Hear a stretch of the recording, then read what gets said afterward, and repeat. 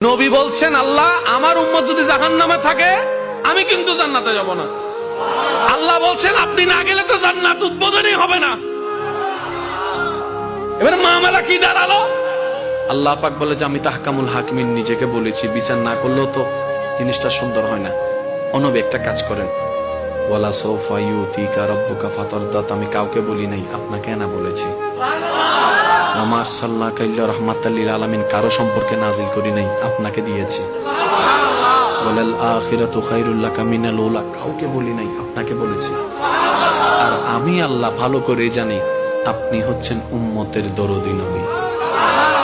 আপনি নিজের জন্য কাঁদেন নাই, সন্তানের জন্য কাঁদেন নাই, পরিবারের জন্য কাঁদেন নাই, নাতির জন্য কাঁদেন নাই, যত কেঁদেছেন জীবনে সবকিছু উম্মতের জন্য। এমনকি হাসরের ময়দানে যখন সর্বপ্রথম আমাদের নবীকে আল্লাহর হুকুমে তোলা হবে, আমাদের নবী উঠেই জিব্রাইল আলাইহিস সালামকে প্রথম প্রশ্ন করবে, ও আমার ভাই জিব্রাইল, আমার উম্মত গুলা কোথায়? আইনা উম্মতি, আইনা উম্মতি, আমার উম্মত কোথায়? আমার উম্মত কোথায়?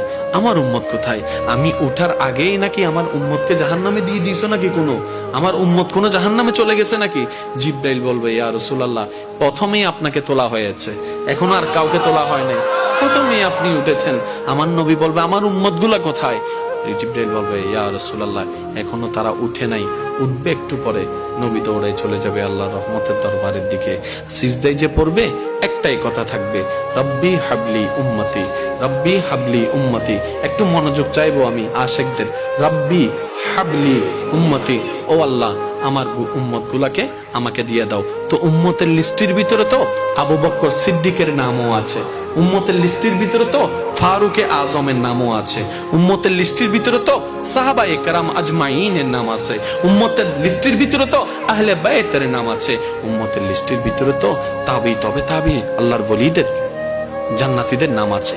এবার আল্লাহ পাক বলবে, আপনি যে বললেন রব্বি হাবলি উম্মতি, উম্মতকে দেওয়ার জন্য আপনি কি আবু বকরের কথা বলছেন? নবী বলে যে না, আমার আবু বকরকে নিয়ে চিন্তা নাই, আমার ফারুককে নিয়ে চিন্তা নাই, আমার উসমানকে নিয়ে চিন্তা নাই, আমার আলীকে নিয়ে চিন্তা নাই। ও আল্লাহ, আমার উম্মতের ভিতরে যারা জাহান্নামের অধিবাসী হবে ওই উম্মতগুলোকে আমাকে দিয়ে দাও। আল্লাহ বিচারক হয়ে বিচারও করবেন, জাহান্নামীকে জাহান্নামে দিয়ে দিবেন। আহকামুল হাকিমের দায়িত্ব শেষ। এবার নবীকে আল্লাহ সিজদায় যাওয়ার অনুমতি দিয়ে সুপারিশ করাবেন। নবীর সুপারিশ কবুল করতে করতে নবীর উম্মতকে, আল্লাহর বান্দাদেরকে জাহান্নামী থেকে জান্নাতি করে দিবেন। জগৎ জিজ্ঞেস করবে, মওলা জাহান্নামী আবার জান্নাতি হয় কেমনে?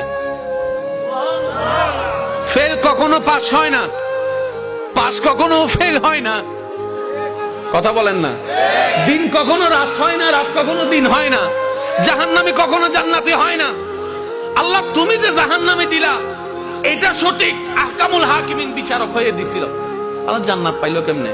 কই তোরা কি পড়ছ নাই সূরা ফাতিহা 3 নম্বর লাইন, মালিক ইয়াউমিদ্দিন, আমি মালিকও, আমি বিচারকও, আমি মালিকও। বিচারক হয়ে বিচার করেছি, যার যতটুকু প্রাপ্য তাকে সেটা দিয়েছি, বিচার শেষ। এবার মালিক হয়ে রহমানুর রহিম হয়ে দয়া করে জাহান্নামী থেকে জান্নাতি বানিয়ে দিয়েছি।